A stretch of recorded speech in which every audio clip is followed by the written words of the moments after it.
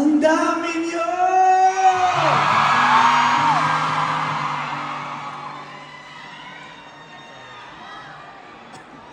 Una sa lahat, everybody, ako nga po pala si TJ Monterde. At gusto kong magpasalamat sa inyo lahat na nandito ngayong gabi. First of all, welcome to Sarili Nating Mundo. Alam kong iba-ibang lugar pinunta or pinanggalingan natin ngayong gabi. Pero kahit man lang, sa maikling oras na to, ngayong gabing ito, ay dito na muna tayo lang muna. Kalimutan muna natin ang lahat. At dito muna tayo sa sarili nating mundo. Gusto kong magpasalamat sa inyong lahat for being here tonight. Sa totoo lang, hindi ko alam ang mararamdaman ko. Hinihingal ako kasi kailangan kong sabayan yung energy niyo. Grabe kayo.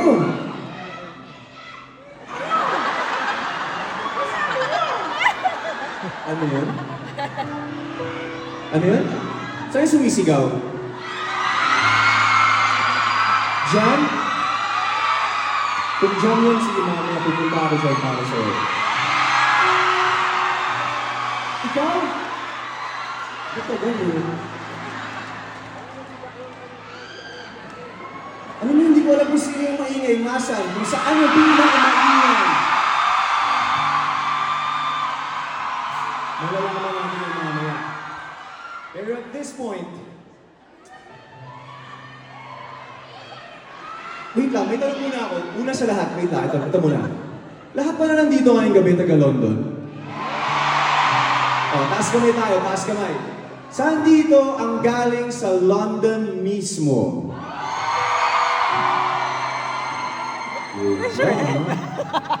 Kakaiba to ah. Saan dito or sino dito ang lumipad o bumiyahe pa from outside London? Yo! Ang galing mo! Saan ba yung galing?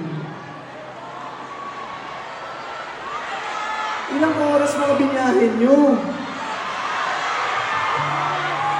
Grabe naman pagmamahal yan.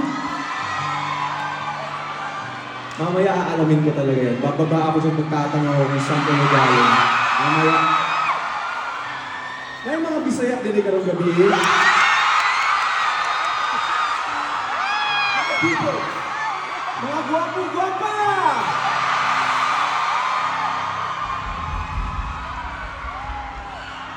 Kwento yan kasi I am also Bisaya. Bisaya ko. I'm from Cagayan de Oro City.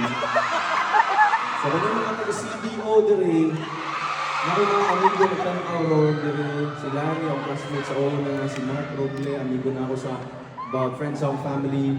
May mga amigo na ako dire. I'm saying this kasi, coming from Mindanao, marami dito mga Visayas Mindanao, hindi madali ang gawin itry itong career na to, yung Philippine music industry, coming from the South. Kinikwento ko to kasi, tinatanong ko ng mga tao, grabe yung shows mo ngayon, no? Parang iniikot niyo yung mundo. Were there times when you wanted to quit? I started my career 2011 sa Manila, from Cagayan de Oro. Nothing. Walang koneksyon, walang kahit ano. But a notebook full of songs and my dreams. So, my gosh, nagsisink in sa akin na nasa Troxy ako ngayong gabi.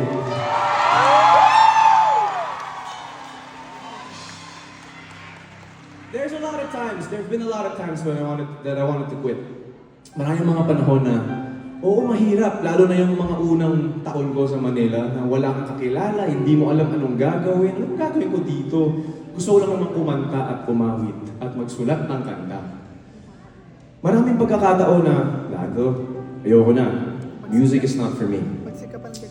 But there's always a still small voice that keeps on telling me na, tuloy mo lang yan. May plano ako para sa'yo. May gagawin ako sa'yo. At pag nangyari yun, buhos, siksik, liglig, umahapay. Sinasabi ko to every show. Kasi, kung meron dito ngayong gabi, na meron kayong mga pangarap na gustong maabot sa buhay at sa tingin nyo, hindi nyo na kaya, tapos na kayo sa oras, masyado na akong matanda, wala akong resources, imposible hanggang pangarap na lang. Let me tell you this, iba ang oras ng Diyos sa oras natin. Kahit na sa tingin mo, hindi mo na kaya. Pag sinabi ni Lord na para sa'yo yan, para sa'yo talaga yan. What's meant for you has your name on it. At hindi yan makukuha ng iba. I started before. Akala ko sapat na ako pang 3 songs, 4 songs, pang guest sa mga shows. Hindi ko alam kung paano ako mag-full concert. Nung sinasabi nilang, mag-concert ka, 12 songs, 15 songs, 20 songs. Yung nasa utak ko, may makikinig ba sa akin pag ginawa ko?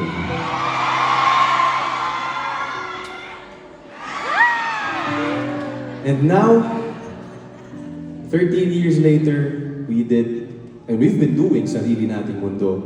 This series did a kickoff at Araneta Coliseum, Feb 1, 2, and 3 last year. And now, thank you Lord. At tuloy-tuloy siya, marami kaming napuntahan. From somebody na tatingin ko walang manonood sa akin, we are now on our 42nd concert around the world.